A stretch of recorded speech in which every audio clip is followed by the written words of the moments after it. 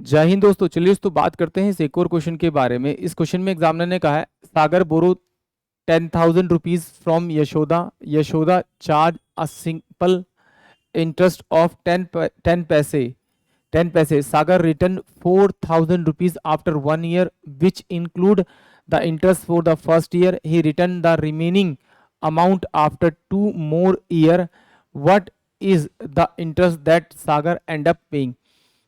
यानी कि इसमें क्या कहा कि सागर जो है यशोदा से 10,000 रुपीज उधार लेता है और आधा जो चार्ज करती है वो 10 पैसे, 10 पैसे इंटरेस्ट चार्ज करती है। 10 पैसे का मतलब क्या है कि 1 रुपए पे वो जो इंटरेस्ट लेगी वो 10 पैसे लेगी। 1 रुपए पे 10 पैसे, यानी कि 10/100 इंटू में 100 करेंगे तो रेट ऑफ इंटरेस्ट भी मेरे पास क्या आएगी, वो 10% ही आएगी। अगर रेट ऑफ इंटरेस्ट 10% है तो एग्जामिनर कह रहा है कि जो सागर ने बोरो किए हैं वो कितने किए हैं, आपके 10,000 रुपीज अमाउंट बोरो किए हैं।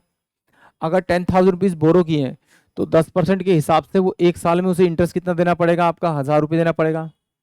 क्योंकि प्रिंसिपल इंटू में rate of interest into time करेंगे तो इसका 1,000 रुपीज ही आएगा। अगर मैं इन दोनों अमाउंट को जोड़ू तो मेरे पास में कितना आएगा, आपका 11,000 रुपये आ जाएगा। यानी 11,000 रुपये, यानी कि एक साल बाद उसे कितने पेमेंट करनी पड़ेगी, 11,000 रुपये। बट एग्जामिनर कह रहा है कि उसने सागर ने सिर्फ जो पेमेंट की है वो 4,000 रुपये पेमेंट की है, तो अभी इसे पेमेंट करनी कितनी बाकी है, 7,000। बट ये जो पेमेंट है वो क्या करता है, 2 साल बाद पेमेंट करता है।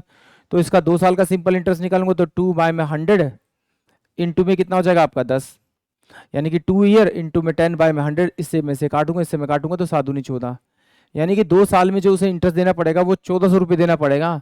बट एग्जामिनर ने पूछा है कि तीनों ईयर में टोटल इंटरेस्ट कितना दिया उसने, ये पूछा है। तो 1,000 रुपये पहले दिए थे, 1,400 अब दिए हैं, तो अगर मैं इसको ऐड कर दूंगा तो 2,400 रुपये मेरे पास में क्या आएगा, इसका वो अमाउंट आ जाएगा जो उसने इंटरेस्ट के रूप में दिया है। यानी कि ऑप्शन जो बी होगा वो इस क्वेश्चन के लिए करेक्ट होगा। आई होप आप सभी को क्वेश्चन समझ में आया होगा। जय हिंद, जय भारत।